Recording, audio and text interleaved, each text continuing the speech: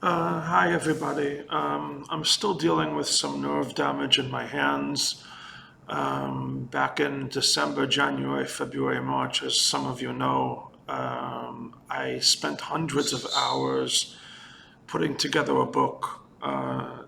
It was a book with more than 1,000 photographs from my 10,000-mile walk across 70 countries. It's not for sale. I only printed up 100 copies for friends and relatives, and almost all of them have been sent out. So I need to rest my hands a little bit. I have a specialist going to check them out in the next couple of weeks. It's nothing serious, but I do have to rest my hands a little bit. So I'm going to make this short video for you. For my paying subscribers, I have a 51-page report going out in a couple of days.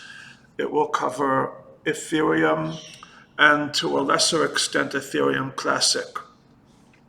Last week, you should have received a report from me on the S&P 500. That was followed by a supplement, and in the supplement, you should have seen 20 names highlighted on the left side in green, and those would be names to focus on right now.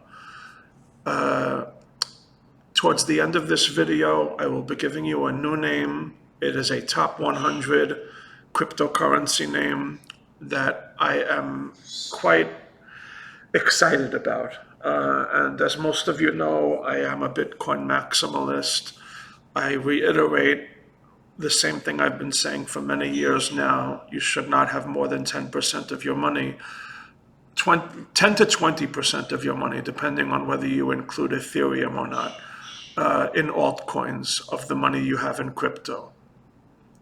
The main reason for this video is to summarize what happened this past weekend, walking distance from where I live. I live 15 minutes away walking from the venue that was the host of the massive Bitcoin 2021 conference in Miami that you may have heard about by now. There were tens of thousands of people there, and unfortunately, these greedy promoters and organizers sold 3 times as many tickets as they should have. And it was a complete debacle for many thousands of people that did not get inside. I went over there on Friday morning, and to my shock and disbelief, the line was 12 blocks long. It wrapped around the convention center 3 times. It took me 2 hours to get from the back of the line to the entrance of the venue. It was promoted as a convention center when in fact it was a warehouse.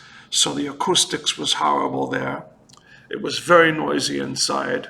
And when I got inside, the fire marshal told me that they reached capacity in the main stage area. And if I wanted to see the speakers' presentations that I paid $1,500 to see, I could go outside and watch it on a giant screen in a tent. 95 degrees outside, and that's what they told me to do after I waited 2 hours online to get into the venue. There were thousands of people that arrived after I did, and they, in some cases, waited 3 hours and got the same news once they got inside. I feel bad. There were people that came from overseas, out of state, and spent a lot of money on hotels and airfare. They came with their girlfriends or boyfriends, and I was lucky. I paid $1,500 for a ticket, and I walked over there. I was very upset. I used to be in this industry, and I have been to 500 concerts and sporting events in my life. I've never seen such negligence in my life. And even though I probably should have stayed there for the weekend and done some interviews and taken some pictures with people, I'm a man of principle, and I told the ticket manager there that I wasn't leaving until I got a refund. And they gave me the refund. I went home, and during the past 24 to 48 hours, I'm watching a replay on YouTube of the live stream. I think the first day has been viewed 400,000 times in the last 48 hours, and the day 2 live stream was viewed 300,000 times since yesterday. Now, what I wanted to highlight here is the headline that came from this festival, from this conference. And it was the last speaker. His name is Jack Mallers, M like Mary, Allers, Jack Mallers. He's 27 years old. I think he is fluent in 20 different computer programming languages. And he is the CEO, if I'm not mistaken, of the Strike app. The Strike app has critics. It is not perfect. The reviews are not great. That being said, after living in El Salvador for 3 months and seeing how the poorest people on earth are living, half of the population lives on less than $10 a day, he managed to get the president of El Salvador on board. There is now a proposal on the table that will be voted on next week. They will be declaring Bitcoin the legal tender of El Salvador. This is a shocking development. I wouldn't say shocking. It's something that I expected, but still, it is a little bit surprising when you actually see this happen. Now, El Salvador alone is not enough to move the needle with regards to the price of Bitcoin. You have to understand there are only 6 million people living in El Salvador. The GDP per capita is only $4,000. So it's a $24 billion economy. That's it, $24 billion. The market cap of Apple is 80 times that. And the US economy is 900 times that of El Salvador. So they will not be able to move the needle. The headline here is that when the president of El Salvador says you can move to El Salvador, you will not be taxed on property, you will not be taxed on Bitcoin. We have great beaches, great surfing, beachfront homes for sale. You're going to get people moving to a place like this. Germany, Portugal, Singapore are seeing the same thing. Millionaires and billionaires that are going to leave countries that tax Bitcoin and move to countries that don't tax Bitcoin. It is happening. Now, the other countries are going to see this and they're going to have two choices. Do they want to get on board, or are they going to stay on the sidelines and get left out? So this is a watershed moment. I don't understand why Bitcoin hasn't moved much since this announcement was made less than a little bit more than 24 hours ago. You have to understand the president of El Salvador probably knows every head of state in South and Central America. And you're not dealing with 6 million people. You're dealing with 500 million people.